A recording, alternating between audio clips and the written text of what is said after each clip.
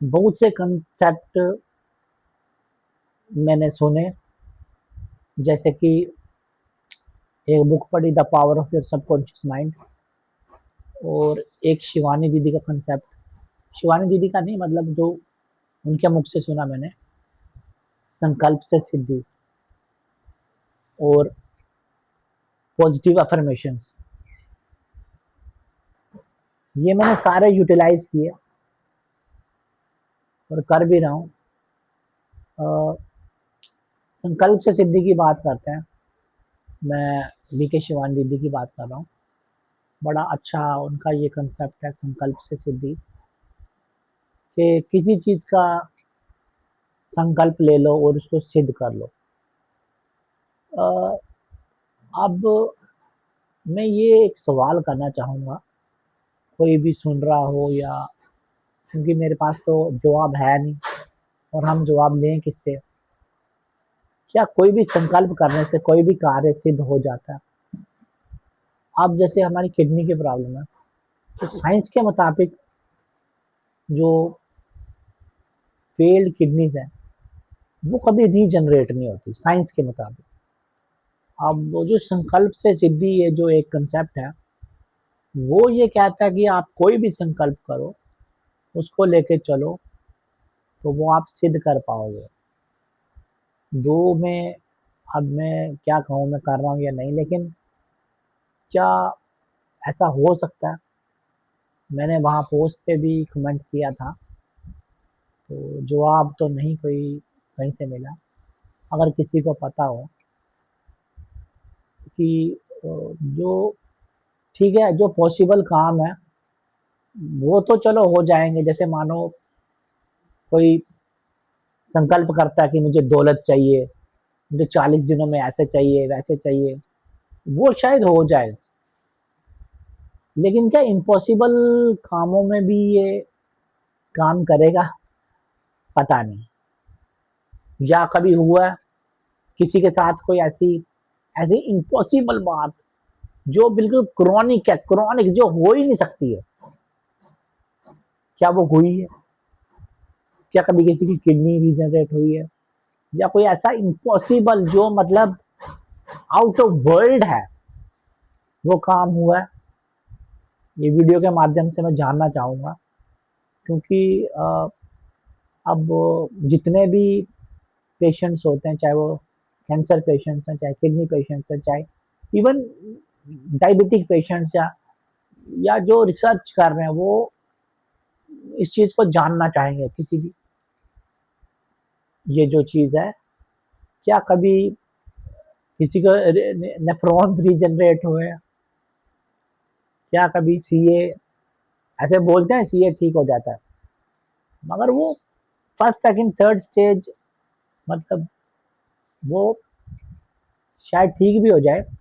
वैसे ही किडनी के संदर्भ में है, पहली दूसरी तीसरी इवन चौथी भी आ सकते हो, लेकिन 5 में से लौटना बड़ा मुश्किल है।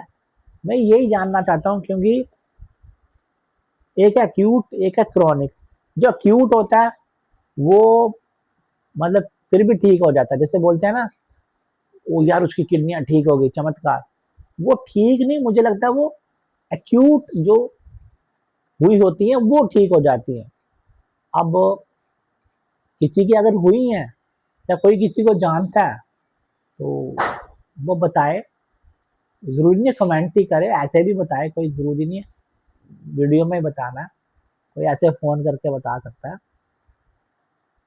अच्छा, दूसरा था power of your subconscious mind, बहुत ही अच्छी बुक है। मैं किसी को क्रिटिसाइज नहीं कर रहा, मैं सिर्फ रिसर्च मतलब पूछ रहा हूँ, क्योंकि हम सीकर हैं। अब हमारी प्रॉब्लम बहुत बड़ी है, although we are very positive kind of person despite heavy downfall। वो power of your subconscious mind में यही है कि आपका जो सबकॉन्शियस माइंड है, जब आप उसका यूज करते हो, तो वो सारी शक्ति लगा देता है आपको जो चीज चाहिए वो मिलने की। और